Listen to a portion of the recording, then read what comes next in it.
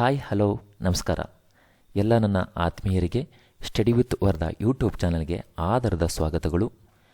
ಇಂದಿನ ವಿಡಿಯೋದಲ್ಲಿ 2025 ಮತ್ತು 26ನೇ ಸಾಲಿಗೆ NMMS ಪರೀಕ್ಷೆಗೆ ಸಂಬಂಧಪಟ್ಟ ಹಾಗೆ ಇಲಾಖೆಯಿಂದ ಅಧಿಕೃತವಾಗಿರ್ತಕ್ಕಂಥ ಸುತ್ತೋಲೆ ಬಂದಿದೆ.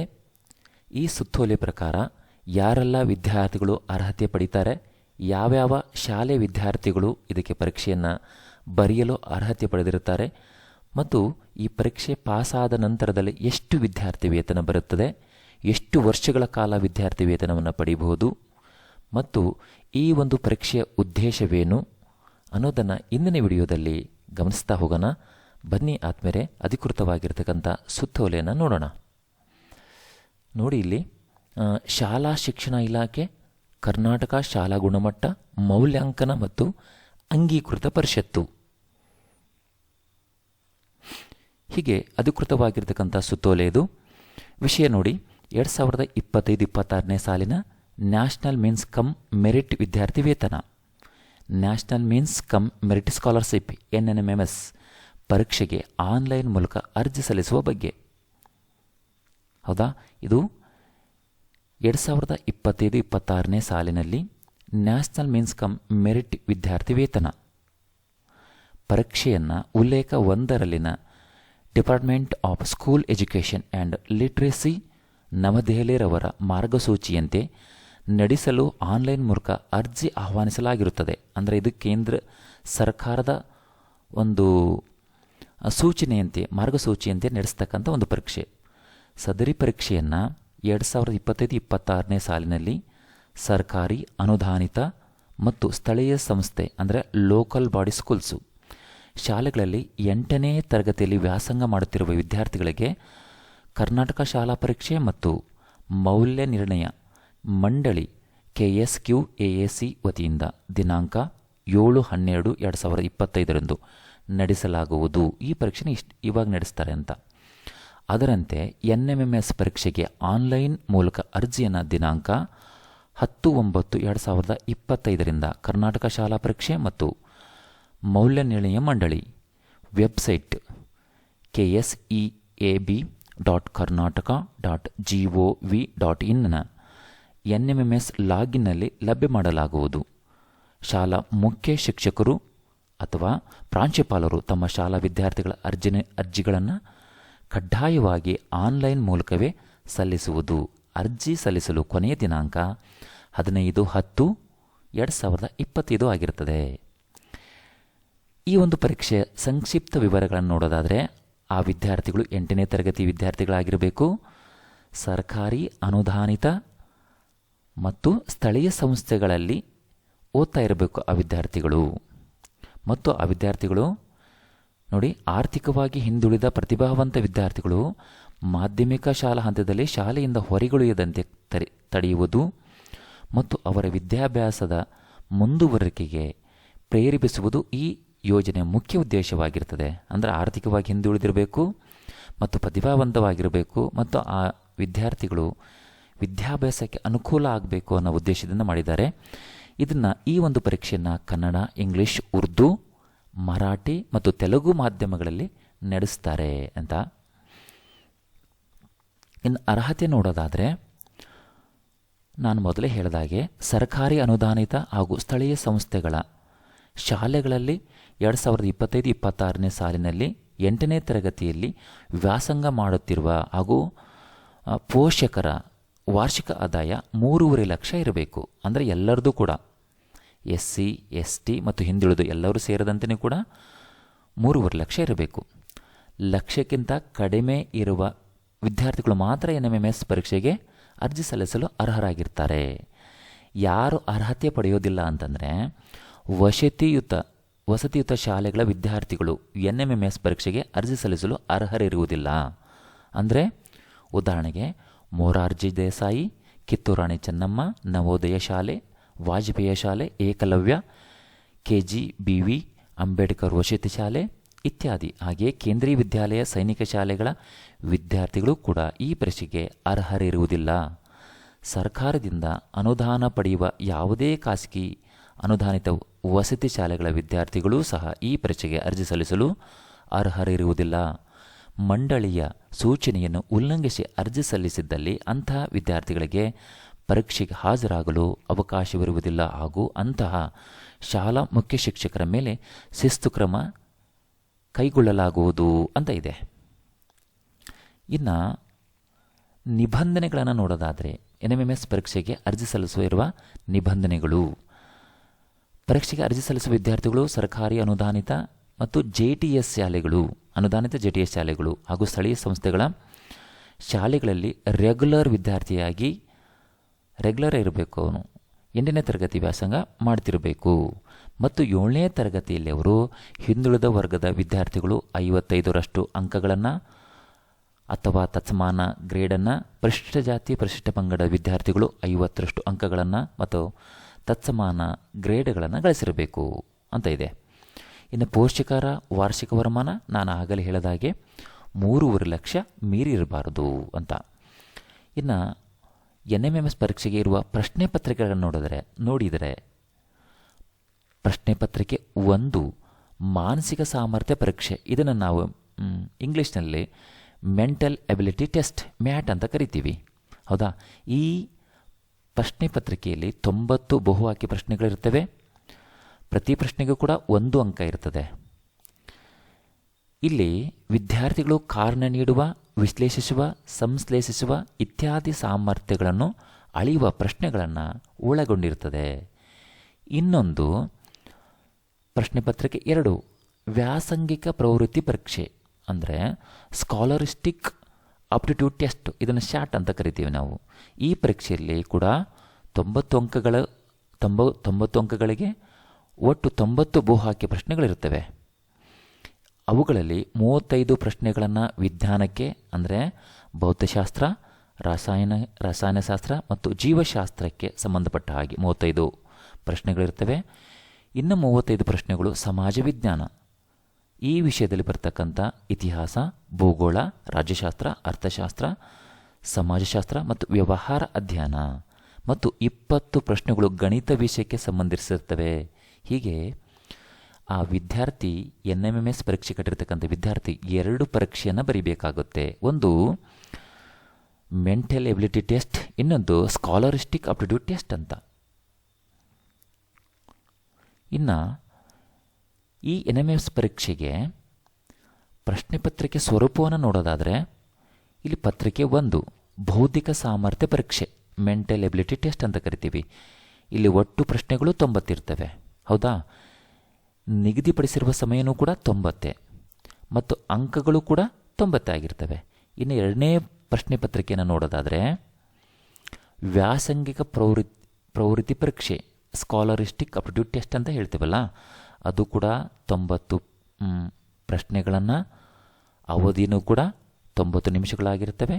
ಹಾಗೆ ಇಲ್ಲಿ ಅಂಕಗಳ ವಿವರಣೆ ನೋಡೋದಾದರೆ ವಿಜ್ಞಾನ ವಿಷಯಕ್ಕೆ 35, ಸಮಾಜ ವಿಜ್ಞಾನಕ್ಕೆ 35, 20 ಅಂಕಗಳು ಮಾತ್ರ ಗಣಿತ ವಿಷಯಕ್ಕೆ. ಒಟ್ಟು 90, 35, 70, 20, 90 ಹೀಗೆ. ಇನ್ನು ಇಲ್ಲಿ NMMS ಪರೀಕ್ಷೆಗೆ ನಿಗದಿಪಡಿಸಿರುವ ವೇಳಾಪಟ್ಟಿ ನೋಡೋದಾದರೆ ಪ್ರಶ್ನೆ ಪತ್ರಿಕೆ 1 ಇದು ಪರೀಕ್ಷಾ ದಿನಾಂಕ 7/12 ಭಾನುವಾರ ಇರ್ತದೆ. ಬೆಳಗ್ಗೆ 10:00 ರಿಂದ 12:00ವರೆಗೆ 90 ನಿಮಿಷ. ಹಾಗೆ ಪತ್ರಿಕೆ 2ಕ್ಕೆ ವ್ಯಾಸಂಗಿಕ ಪ್ರವೃತ್ತಿ ಪರೀಕ್ಷೆಗೆ ಅದೇ ದಿನಾಂಕ ಇರ್ತದೆ, ಅಂದರೆ 7/12/2025 ಮಧ್ಯಾಹ್ನ 2 ರಿಂದ 3:30ವರೆಗೆ ಇರ್ತದೆ. ಮತ್ತು ಯಾವುದಾದ್ರೂ ವಿಕಲಚೇತನ ಮಕ್ಕಳಿದ್ದರೆ, ಅಂದರೆ CWSN ಸ್ಟೂಡೆಂಟ್ ಇದ್ದರೆ ಅವರಿಗೆ 30 ನಿಮಿಷಗಳ ಹೆಚ್ಚುವರಿಯಾಗಿ ಕೊಡ್ತಾರೆ. ವಿಶೇಷ ಅಗತ್ಯವುಳ್ಳ ವಿದ್ಯಾರ್ಥಿಗಳಿಗೆ 30 ನಿಮಿಷ ಹೆಚ್ಚುವರಿಯಾಗಿ ಸಮಯವಿರುತ್ತದೆ. ಎರಡಕ್ಕೂ ಕೂಡ ಇರ್ತದೆ. 90 ನಿಮಿಷ ಮತ್ತು ಅದಕ್ಕೆ 30 ನಿಮಿಷ ಆ್ಯಡ್ ಮಾಡ್ತಾರೆ. ಅಂದರೆ 2 ಗಂಟೆವರೆಗೂ ಅವರು ಅಂಥ ವಿದ್ಯಾರ್ಥಿಗಳು ಬರೀಬೇಕಾಗತ್ತೆ. ಇನ್ನು ಯಾವ ರೀತಿಯಾಗಿ ಆಯ್ಕೆ ಮಾಡ್ತಾರೆ ಅನ್ನೋದನ್ನು ನೋಡೋದಾದರೆ ಆತ್ಮೀಯರೇ, ಇಲ್ಲಿ ನೋಡಿ, ಈ ಪರೀಕ್ಷೆನ ಬರೆದ ನಂತರದಲ್ಲಿ ಹೇಗೆ ಆಯ್ಕೆ ಮಾಡ್ತಾರೆ, ಆಯ್ಕೆ ಪ್ರಕ್ರಿಯೆ ಹೇಗೆ ಅಂತ. ಈ 2 ಪ್ರಶ್ನೆ ಪತ್ರಿಕೆಗಳನ್ನು ಒಳಗೊಂಡಿದ್ದು ಸಾಮಾನ್ಯ ಮತ್ತು ಇತರೆ ಹಿಂದುಳಿದ ವರ್ಗದ ವಿದ್ಯಾರ್ಥಿಗಳು ಎರಡೂ ಪತ್ರಿಕೆಗಳಲ್ಲಿ ಸರಾಸರಿ ಕನಿಷ್ಠ 40% ಶೇಕಡ 40ರಷ್ಟು ಅಂಕಗಳನ್ನು ಹಾಗೂ ಪರಿಶಿಷ್ಟ ಜಾತಿ ಪರಿಶಿಷ್ಟ ಪಂಗಡದ ವಿದ್ಯಾರ್ಥಿಗಳು ಎರಡೂ ಪತ್ರಿಕೆಗಳಲ್ಲಿ ಸರಾಸರಿ ಕನಿಷ್ಠ ಶೇಕಡ 32ರಷ್ಟು ಅಂಕಗಳನ್ನು ಪಡೆಯಬೇಕು. ಪಡೆದ ನಂತರದಲ್ಲಿ ಪ್ರತಿ ಜಿಲ್ಲೆಯಲ್ಲಿ ಪರೀಕ್ಷೆ ಬರೆದ ಒಟ್ಟು ವಿದ್ಯಾರ್ಥಿಗಳಲ್ಲಿ ವಿವಿಧ ಜಾತಿ ವರ್ಗಗಳ ವಿದ್ಯಾರ್ಥಿಗಳನ್ನು ಚಾಲ್ತಿಯಲ್ಲಿರುವ ಮೀಸಲಾತಿ ಹಾಗೂ ಅರ್ಹತಾ ನಿಯಮಗಳ ಅನುಸಾರ ರ್ಯಾಂಕ್ ಆಧರಿಸಿ DSERT ವತಿಯಿಂದ ಆಯ್ಕೆ ಮಾಡಲಾಗುವುದು. 8ನೇ ತರಗತಿ ವಾರ್ಷಿಕ ಪರೀಕ್ಷೆಯಲ್ಲಿ ಸಾಮಾನ್ಯ ಮತ್ತು ಇತರೆ ಹಿಂದುಳಿದ ವರ್ಗದ ವಿದ್ಯಾರ್ಥಿಗಳು ಶೇಕಡ 55ರಷ್ಟು, ಪರಿಶಿಷ್ಟ ಜಾತಿ ಮತ್ತು ಪರಿಶಿಷ್ಟ ಪಂಗಡದ ವಿದ್ಯಾರ್ಥಿಗಳು ಶೇಕಡ 50ರಷ್ಟು ಅಂಕಗಳನ್ನು ಪಡೆದಿರಬೇಕು. 8ನೇ ತರಗತಿಯಲ್ಲಿ ಪಡೆಯಬೇಕು ಅವರು. ಇವೆಲ್ಲ ಅದು ಮಾನದಂಡ. ಇದು ಒಂದು ಆಯ್ಕೆ ನಡೀತಕ್ಕಂಥ ಒಂದು ಪ್ರಕ್ರಿಯೆ. ಇನ್ನು ವಿದ್ಯಾರ್ಥಿ ವೇತನ ವಿವರಣೆ ನೋಡೋದಾದರೆ ಈ ಪರೀಕ್ಷೆಯಲ್ಲಿ ಆಯ್ಕೆಯಾದವರು 9ನೇ ತರಗತಿಯಿಂದ ಮಾಸಿಕ 1000 ರೂಗಳಂತೆ ವರ್ಷಕ್ಕೆ 12,000 ರೂಗಳನ್ನು 4 ವರ್ಷದವರೆಗೆ ಅಂದರೆ PUC ದ್ವಿತೀಯ PUCವರೆಗೂ ವಿದ್ಯಾರ್ಥಿ ವೇತನವನ್ನು ಪಡೆಯಲಾಗುತ್ತದೆ. ಅದನ್ನು ಹೇಗೆ ಅಂತಂದರೆ ವಿದ್ಯಾರ್ಥಿಗಳ ಬ್ಯಾಂಕ್ ಖಾತೆಗೆ ಹಾಕ್ತಾರೆ. ಹೌದಾ? ಇದನ್ನು ನಾವು NSP 2.0 ವೆಬ್ಸೈಟು www.scholarship.go.in ನಲ್ಲಿ ವಿದ್ಯಾರ್ಥಿ ವೇತನಕ್ಕೆ 9ನೇ ತರಗತಿಯಿಂದ 12ನೇ ತರಗತಿವರೆಗೆ ಆನ್ಲೈನ್ನಲ್ಲಿ ಪ್ರತಿ ವರ್ಷವೂ ಅರ್ಜಿ ಸಲ್ಲಿಸಬೇಕು. ಪ್ರತಿ ವರ್ಷವೂ ಕೂಡ ವಿದ್ಯಾರ್ಥಿ ಹಾಕಬೇಕು, ಪಾಸಾಗಿರ್ತಕ್ಕಂಥ ವಿದ್ಯಾರ್ಥಿ.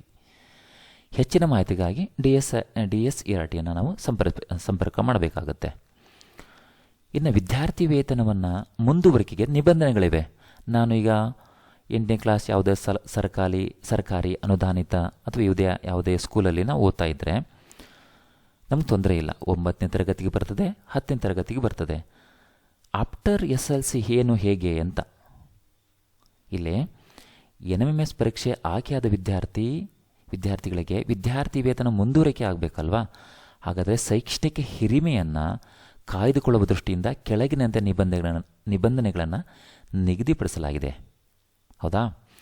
ವಿದ್ಯಾರ್ಥಿ ವೇತನಕ್ಕೆ ಆಯ್ಕೆಯಾದ ವಿದ್ಯಾರ್ಥಿಗಳು 9 ಮತ್ತು 11ನೇ ತರಗತಿಗಳಲ್ಲಿ ಕನಿಷ್ಠ 55ರಷ್ಟು ಮತ್ತು 10ನೇ ತರಗತಿಯಲ್ಲಿ ಕನಿಷ್ಠ ಶೇಕಡ 60ರಷ್ಟು ಅಂಕಗಳನ್ನು ಗಳಿಸಿರಬೇಕು.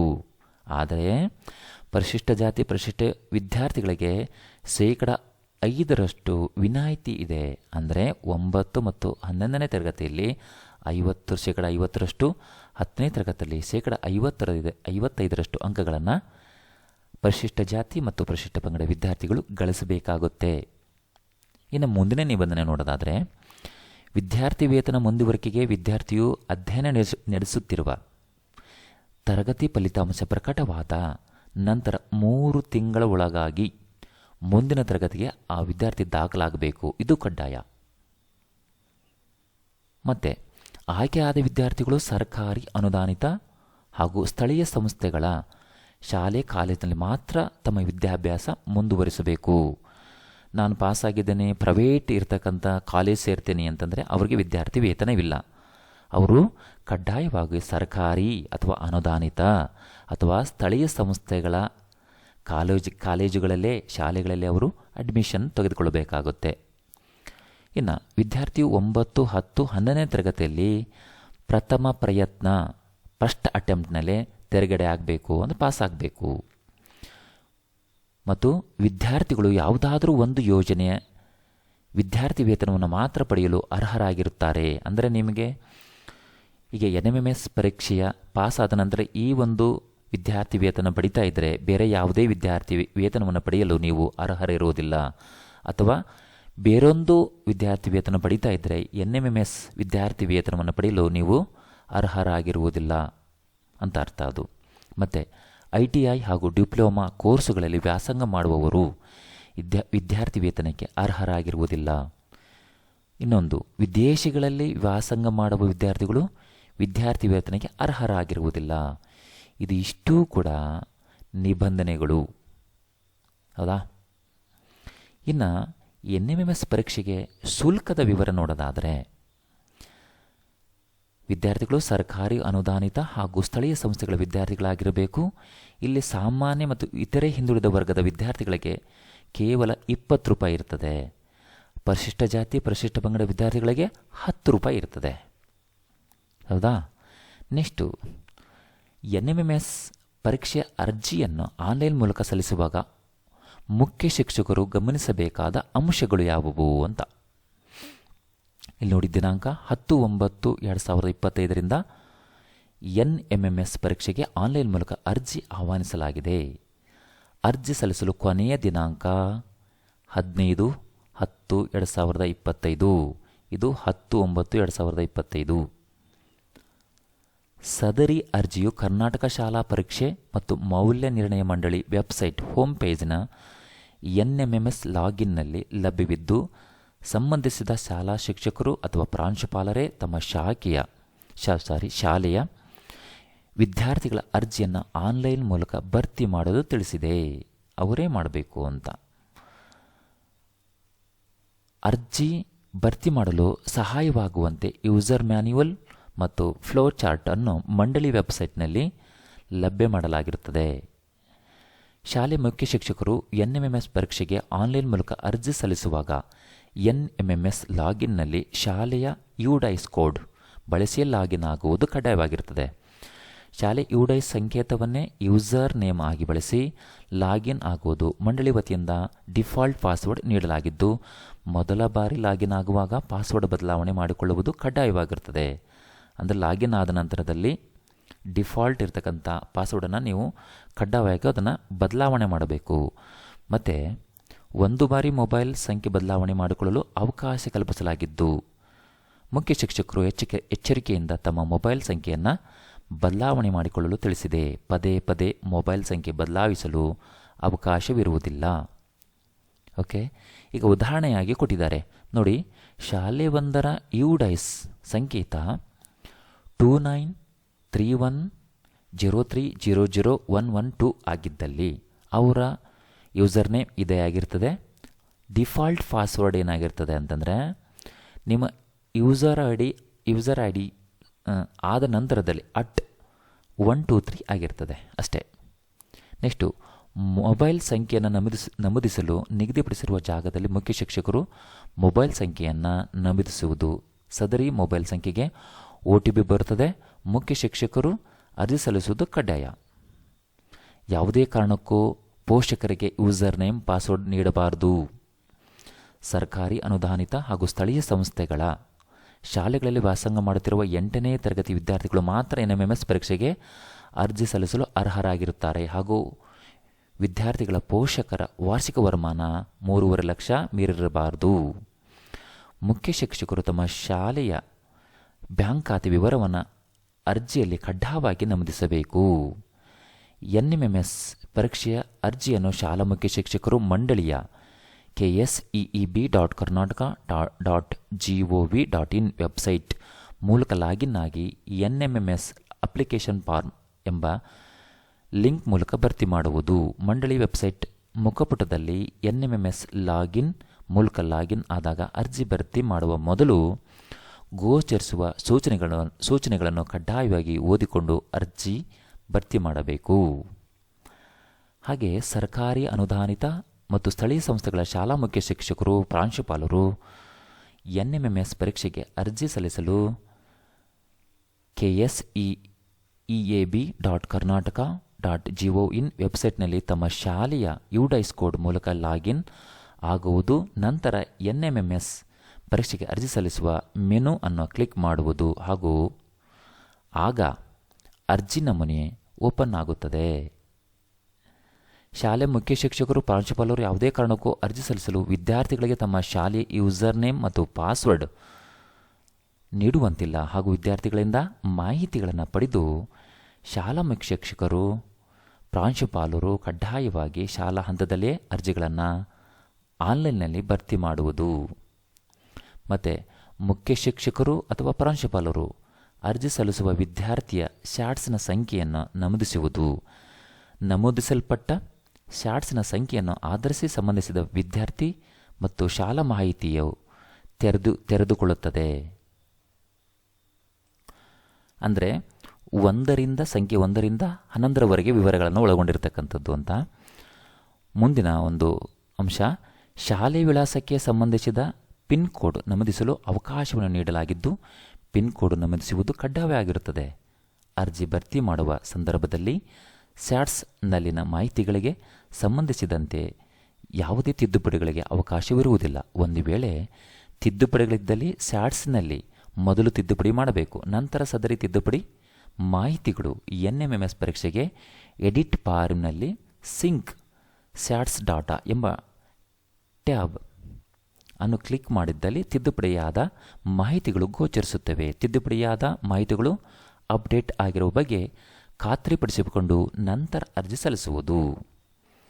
ಒಂದು ವೇಳೆ ನಾವು ಅರ್ಜಿ ಸಲ್ಲಿಸಿಬಿಟ್ಟಿದ್ದೀವಿ, ಏನಾಗುತ್ತೆ ಅಂತ ನೋಡೋಣ ಮುಂದೆ. ಅರ್ಜಿಲಿನ ಕ್ರಮ ಸಂಖ್ಯೆ 12ರಿಂದ ವಿದ್ಯಾರ್ಥಿಯ ಮಾಹಿತಿಯನ್ನು ಸಂಬಂಧಿಸಿದ ಶಾಲಾ ಮುಖ್ಯ ಶಿಕ್ಷಕರು ಅಥವಾ ಪ್ರಾಂಶುಪಾಲರೇ ತಪ್ಪದೇ ಭರ್ತಿ ಮಾಡಬೇಕು. ಅರ್ಜಿ ಸಲ್ಲಿಸಿದ ನಂತರ ಅರ್ಜಿಯ ಒಂದು ಪ್ರತಿ ಹಾಗೂ ಪೂರಕ ಪ್ರಮಾಣ ಪತ್ರಗಳು, ಒಂದು ಸೆಟ್ ದಾಖಲೆಗಳನ್ನು ಶಾಲೆಯಲ್ಲಿ ಕಾದಿರಿಸುವುದು ಕಡ್ಡಾಯ. ಈ ಪರೀಕ್ಷೆಗೆ ಅರ್ಜಿ ಸಲ್ಲಿಸಲು ST, ST, ಇತರೆ ಹಿಂದುಳಿದ ವರ್ಗಗಳ ಅಂದರೆ OBC ಹಾಗೂ ವಿಕಲಚೇತನ ಅಭ್ಯರ್ಥಿಗಳು ಪ್ರಮಾಣ ಪತ್ರಗಳನ್ನು ಸಕ್ಷಮ ಪ್ರಾಧಿಕಾರದಿಂದ ಪಡೆದಿರಬೇಕು. SC, ST ಹಾಗೂ ಇತರೆ ಹಿಂದುಳಿದ ವರ್ಗದ ಮೀಸಲಾತಿ ಕೋರುವ ವಿದ್ಯಾರ್ಥಿಗಳು ಜಾತಿ ಮತ್ತು ಆದಾಯ ಪ್ರಮಾಣ ಪತ್ರ ಸಲ್ಲಿಸುವುದು ಕಡ್ಡಾಯವಾಗಿರುತ್ತದೆ. ಪ್ರಮಾಣ ಪತ್ರದಲ್ಲಿರುವ RD ನಂಬರ್ ಸಂಖ್ಯೆಯನ್ನು ಹಾಗೂ ಆದಾಯ ಪ್ರಮಾಣ ಪತ್ರದಲ್ಲಿ ಇರುವಂತೆ ಆದಾಯವನ್ನು ಆನ್ಲೈನ್ ಅರ್ಜಿಯಲ್ಲಿ ಕಡ್ಡಾಯವಾಗಿ ಭರ್ತಿ ಮಾಡುವುದು ಹಾಗೂ ಸಂಬಂಧಿಸಿದ ವಿದ್ಯಾರ್ಥಿಗಳ ಪ್ರಮಾಣ ಪತ್ರವನ್ನು ಶಾಲಾ ಹಂತದಲ್ಲಿ ಕಾದಿರಿಸುವುದು. ಮುಂದಿನ ಅಂಶ, ವಿದ್ಯಾರ್ಥಿಯ ವಿಕಲಚೇತನಕ್ಕೆ ಸಂಬಂಧಿಸಿದಂತೆ ಸಕ್ಷಮ ಪ್ರಾಧಿಕಾರದಿಂದ ಅಂದರೆ ಜಿಲ್ಲಾ ವೈದ್ಯಕೀಯ ಮಂಡಳಿಯಿಂದ ಪಡೆದ ಪ್ರಮಾಣ ಪತ್ರವನ್ನು ಆಧರಿಸಿ ಡಿಸೆಬಿಲಿಟಿ ಸ್ಟೇಟಸ್ ಅನ್ನು ನಮೂದಿಸುವುದು. ಮುಂದಿನ ಒಂದು ಅಂಶ, SC, ST, OBC ಹಾಗೂ ವಿಕಲಚೇತನ ಅಭ್ಯರ್ಥಿಗಳಿಗೆ ಸಂಬಂಧಿಸಿದಂತೆ ಮುಖ್ಯ ಶಿಕ್ಷಕರು ಅಥವಾ ಪ್ರಾಂಶುಪಾಲರಿಗೆ ಸಲ್ಲಿಸುವ ಪ್ರಮಾಣಪತ್ರಗಳನ್ನು ಸಕ್ಷಮ ಪ್ರಾಧಿಕಾರದಿಂದ ಪರೀಕ್ಷೆಗೆ ಅರ್ಜಿ ಸಲ್ಲಿಸುವ ಪೂರ್ವದಲ್ಲಿ ಪಡೆದಿರಬೇಕು ಮತ್ತು ಸದರಿ ಪ್ರಮಾಣಪತ್ರಗಳು ಪ್ರಸ್ತುತ ಚಾಲ್ತಿಯಲ್ಲಿರಬೇಕು. ಈ ಬಗ್ಗೆ ಸಂಬಂಧಿಸಿದ ಶಾಲಾ ಮುಖ್ಯ ಶಿಕ್ಷಕರು ಅಥವಾ ಪ್ರಾಂಶುಪಾಲರು ಖಾತ್ರಿಪಡಿಸಿಕೊಂಡು ವಿದ್ಯಾರ್ಥಿಗಳ ಅರ್ಜಿಯನ್ನು ಭರ್ತಿ ಮಾಡಬೇಕು ಹಾಗೂ ಪ್ರಮಾಣಪತ್ರಗಳು ನೈಜತೆ ಮತ್ತು ಚಾಲ್ತಿಯಲ್ಲಿ ಇರದಿದ್ದಲ್ಲಿ ಸಂಬಂಧಿಸಿದ ಶಾಲಾ ಮುಖ್ಯ ಶಿಕ್ಷಕರು ಅಥವಾ ಪ್ರಾಂಶುಪಾಲರೇ ಹೊಣೆಗಾರರಾಗಿರುತ್ತಾರೆ. ಅಂದರೆ ಅವು ಚಾಲ್ತಿಯಲ್ಲಿರಬೇಕು ಮತ್ತು ನೈಜತೆಯಿಂದಿರಬೇಕು ಅಂತ ದಾಖಲೆಗಳು. ಇನ್ನು ಮೀಸಲಾತಿ ಸಂಬಂಧಿಸಿದ ಪ್ರಮಾಣಪತ್ರಗಳ ಒಂದು ಪ್ರತಿಯನ್ನು ಮುಖ್ಯ ಶಿಕ್ಷಕರು ಪ್ರಾಂಶುಪಾಲರು ವಿದ್ಯಾರ್ಥಿಗಳಿಂದ ಪಡೆದು ಶಾಲಾ ಹಂತದಲ್ಲಿ ಕಾದಿರಿಸಬೇಕು ಹಾಗೂ ವಿದ್ಯಾರ್ಥಿಗಳಿಂದ ಪಡೆದು ಕಾಯ್ದಿರಿಸಿದ ದಾಖಲೆಗಳನ್ನು ಮುಂದಿನ ದಿನಗಳಲ್ಲಿ ಪರಿಶೀಲನೆಗಾಗಿ ಕಡ್ಡಾಯವಾಗಿ ಇಲಾಖೆಗೆ ನೀಡುವುದು. ಇನ್ನು ವಿದ್ಯಾರ್ಥಿ ಅಥವಾ ವಿದ್ಯಾರ್ಥಿನಿ ಬ್ಯಾಂಕ್ ಖಾತೆ ತೆರೆದಿದ್ದಲ್ಲಿ ಈ ಖಾತೆಗೆ ಸಂಬಂಧಿಸಿದ ಮಾಹಿತಿಯನ್ನು ನಮೂದಿಸುವುದು.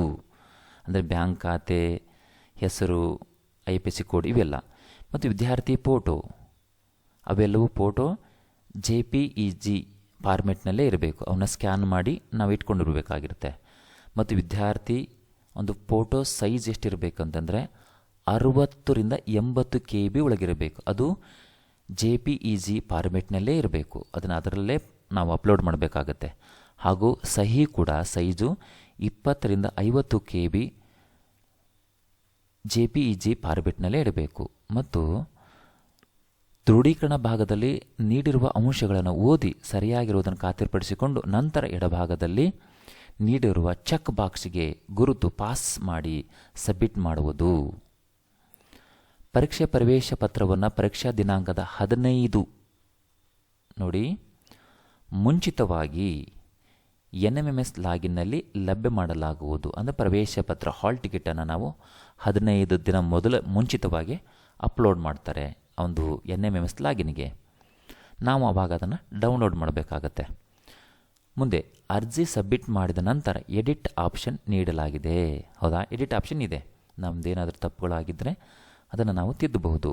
ಅಂದರೆ ಕ್ರಮ ಸಂಖ್ಯೆ 1ರಿಂದ 11 ವಿವರಗಳನ್ನು ನಾವು ಸ್ಯಾಟ್ಸ್ನಲ್ಲಿ ಸರಿ ಮಾಡಿಕೊಂಡು ಆಮೇಲೆ ತಿದ್ದಬೇಕಾಗತ್ತೆ. ಕ್ರಮ ಸಂಖ್ಯೆ 12ರ ನಂತರದ ಮಾಹಿತಿಗಳನ್ನು NMMS edit application form button click ಮಾಡಿ ತಿದ್ದುಪಡಿ ಮಾಡಿ ಅರ್ಜಿಯನ್ನು ಮತ್ತೊಮ್ಮೆ ಸಬ್ಮಿಟ್ ಮಾಡಲು ಅವಕಾಶವನ್ನು ಕೊಡಲಾಗಿದೆ. ಎಲ್ಲಿವರೆಗೂ ಅಂತಂದರೆ ಕೊನೆಯ ದಿನದವರೆಗೂ, ಅಂದರೆ ಅಪ್ಲಿಕೇಶನ್ NMMS ಅಪ್ಲಿಕೇಶನ್ ಎಲ್ಲಿವರೆಗೂ ಕೊನೆಯ ದಿನ ಇರುತ್ತೆ ಅಲ್ಲಿವರೆಗೂ ಕೂಡ ನಾವು ತಿದ್ದುಪಡಿ ಮಾಡಬಹುದು. ಆ ನಂತರದಲ್ಲಿ ಯಾವುದೇ ತಿದ್ದುಪಡಿಗೆ ಅವಕಾಶ ಇರುವುದಿಲ್ಲ. ಇನ್ನು ಅರ್ಜಿ ಸಲ್ಲಿಸಿದ ನಂತರ ಪ್ರತಿ ವಿದ್ಯಾರ್ಥಿಯ ರಿಪೋರ್ಟ್ ಅನ್ನು ಮುದ್ರಿಸಿಕೊಂಡು ರಿಪೋರ್ಟ್ನಲ್ಲಿ ನಿಗದಿಪಡಿಸಿರುವ ಜಾಗದಲ್ಲಿ ವಿದ್ಯಾರ್ಥಿಗಳ ಅಥವಾ ಪೋಷಕರ ಸಹಿ ಪಡೆದು ಶಾಲೆಯಲ್ಲಿ ಕಾದಿರಿಸುವುದು. ಅರ್ಜಿ ಸಲ್ಲಿಸುವ ಸಂದರ್ಭದಲ್ಲಿ ಸಂಭವಿಸುವ ತಾಂತ್ರಿಕ ಅಡಚಣೆ ಹಾಗೂ ಇನ್ನಿತರ ಮಾಹಿತಿಗಾಗಿ ಕಚೇರಿ ಕರ್ತವ್ಯದ ಸಮಯದಲ್ಲಿ ಈ ಕಚೇರಿಯ ದೂರವಾಣಿ ಸಂಖ್ಯೆ 08023341615ಗೆ ಕರೆ ಮಾಡುವುದು ಮತ್ತು ಸಮಸ್ಯೆಯ ವಿವರವನ್ನು ಈ ಕಚೇರಿಯ ಇಮೇಲ್ ವಿಳಾಸ ksqaac@gmail.com ಕಳಿಸುವುದು. ಅರ್ಜಿ ಸಲ್ಲಿಕೆಯ ಅಂತಿಮ ದಿನಾಂಕದೊಳಗೆ ಶುಲ್ಕ ಪಾವತಿಸುವ ವಿಧಾನ ಬಗ್ಗೆ ಮಾಹಿತಿಯನ್ನು ನೀಡಲಾಗುವುದು. ಇಷ್ಟಿದೆ. ಇನ್ನು ಮುಂದಿನ NMMS ಪರೀಕ್ಷಾ ಕಾರ್ಯದಲ್ಲಿ ಉಪನಿರ್ದೇಶಕರ ಜವಾಬ್ದಾರಿಯಂತೆ ಇದು ಅವಶ್ಯಕತೆ ಇಲ್ಲ, ಅವ್ರು ನೋಡ್ಕೊಳ್ತಾರೆ, ಅವಶ್ಯಕತೆ ಇರತಕ್ಕಂಥವರು. ಇಷ್ಟನ್ನು ನಾನು NMMS ಪರೀಕ್ಷೆಗೆ ಸಂಬಂಧಿಸಿದ ಮಾಹಿತಿಯನ್ನು ನಿಮಗೆ ತಿಳಿಸೋಕ್ಕೆ ನಾನು ಇಚ್ಛೆಪಟ್ಟಿದ್ದೆ. ಅದು ಈ ಒಂದು ವಿಡಿಯೋದಲ್ಲಿ ನಿಮಗೆಲ್ಲ ತಿಳಿದಿದೆ ಅಂತ ನಾನು ಅನ್ಕೋತೀನಿ. ಈ ವಿಡಿಯೋ ನಿಮಗೆ ಇಷ್ಟ ಆಗಿದ್ದರೆ ಲೈಕ್ ಮಾಡಿ, ಶೇರ್ ಮಾಡಿ. ಇನ್ನೂವರೆಗೂ ನಮ್ಮ ಚಾನಲ್ನ ಸಬ್ಸ್ಕ್ರೈಬ್ ಮಾಡದೇ ಇದ್ದರೆ ದಯವಿಟ್ಟು ಸಬ್ಸ್ಕ್ರೈಬ್ ಮಾಡಿ ಅಂತ ನಿಮಗೆ ತಿಳಿಸ್ತಾ ಧನ್ಯವಾದಗಳು ಹೇಳ್ತಾ ಇದ್ದೀನಿ.